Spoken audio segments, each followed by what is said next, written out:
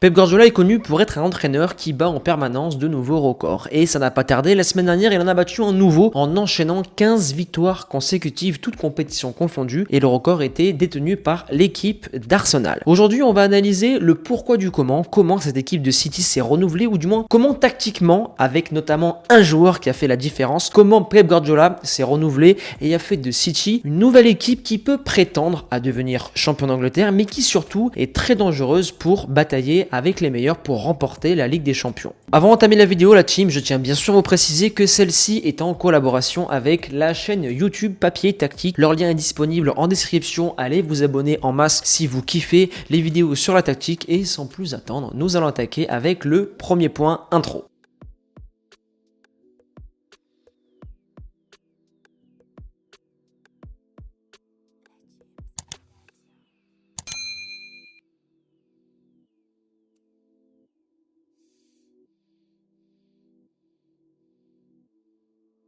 City commence au coup d'envoi, une équipe toujours en 4-3-3. Mais durant la phase offensive, l'équipe évolue avec un João Cancelo qui va venir dans le cœur du jeu au poste de relayeur. Alors là, bien sûr, il est placé en bas droite de l'écran, il est au poste de latéral droit et va venir faire un geste à son joueur offensif en lui disant de venir prendre la largeur pour que Cancelo vienne dans le cœur du jeu et crée ce qu'on appelle une supériorité numérique. Donc là, on peut le constater, l'équipe de City a créé un losange au milieu du terrain et comme on le sait, un match de foot se remporte au milieu de terrain et c'est ce que fait City avec l'ajout de Cancelo pour avoir cette supériorité numérique et permettre à ses défenseurs d'avoir beaucoup plus d'espace à la relance.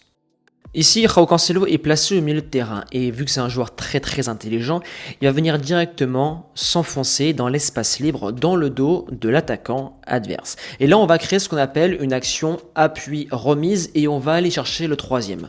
Donc le def central va aller chercher Sterling qui va remettre à notre ami Cancelo qui ensuite va aller chercher Mahrez qui va lui remettre. Et ensuite, on voit que toute l'équipe adverse est regroupée au milieu de terrain, ce qui permet d'avoir une largeur exceptionnelle pour l'équipe de Manchester City. Et ensuite, João Cancelo a tous les choix devant lui. Il peut jouer devant, à droite, à gauche, et même casser des lignes. Et sur cette action, il va venir écarter le jeu. Autre phase de jeu super intéressante, c'est ici. Le Portugais Cancelo va venir se placer entre les lignes et il va carrément jouer et se positionner en sentinelle pour être le premier relanceur de l'équipe. Et on peut le voir qu'ici, City en deux passes, une passe. La deuxième, Cancelo se retourne et il cherche directement le troisième en profondeur et il vient casser les lignes. L'équipe peut très bien jouer en possession au milieu de terrain, mais quand il faut aller directement et se projeter vers l'avant, Cancelo sait aussi très bien le faire. Autre action ici, João Cancelo va venir décrocher très bas pour avoir beaucoup plus d'espace et son positionnement est très intéressant car il s'est démarqué, il est allé dans l'espace libre et ensuite il aura tout le temps pour relancer et sur cette action, João Cancelo va aller directement casser les deux lignes adverses pour trouver son joueur offensif dans l'espace libre. Autre positionnement super intéressant, c'est qu'ici Cancelo dézone pour se mettre dans le cœur du jeu, ce qui permet de fixer un grand nombre de joueurs. Par exemple ici, il a attiré 2 joueurs de Newcastle, presque 3 avec le joueur qui est dans le rang central, pour avoir le défenseur central ou le latéral gauche en haut de l'écran qui est disponible. On a le latéral droit qui est aussi disponible et on a aussi entre les deux Gundogan, si je ne me trompe pas, dans l'espace libre entre les lignes. Donc le def central, grâce au placement de Cancelo, peut avoir beaucoup plus de solutions que si Cancelo était placé en tant que latéral droit. Ici, Cancelo va venir se libérer du marquage pour créer ce qu'on appelle un triangle. Les triangles sont la base et les principes de jeu du tiki-taka de Pep Guardiola. Ici, le Portugais aura un super déplacement qui va littéralement embêter la première ligne d'attaque de Newcastle.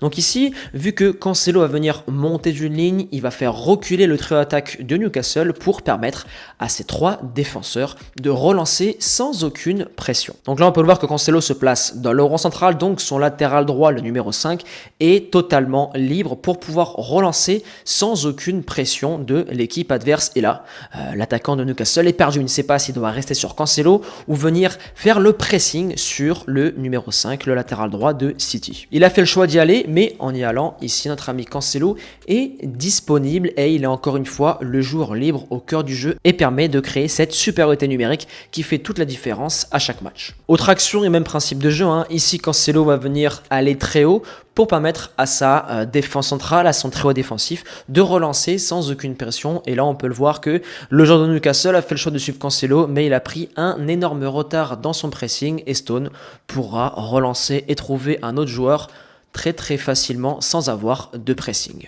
Et dans la continuité de l'action, les joueurs de Newcastle sont tellement omnibulés par Cancelo qu'ils n'arrêtent pas de le fixer en oubliant le joueur du City qui va venir décrocher dans l'espace libre dans l'intervalle qui n'est d'autre que Kevin De Bruyne. Sur celle-ci, Cancelo a un déplacement non pas pour avoir le ballon mais pour attirer le trio adverse, donc là l'attaquant gauche, pour permettre à son latéral droit de relancer et d'être libre de tout marquage et avoir ce qu'on appelle un temps d'avance. Maintenant la team, la seconde partie, la zone de déséquilibre est disponible sur la chaîne YouTube de Papé Tactique dans la vidéo consacrée à Manchester City. Je vous mets le lien en description pour aller voir la suite de la vidéo la team. Et à présent, si vous avez kiffé ce contenu, comme d'habitude on explose la barre des likes, on lâche le commentaire pour le soutien et aussi pour le référencement. Et à présent, on se retrouve mercredi pour une nouvelle vidéo sur terrain et je vous laisse là. Persévérance et motivation et on avance ensemble.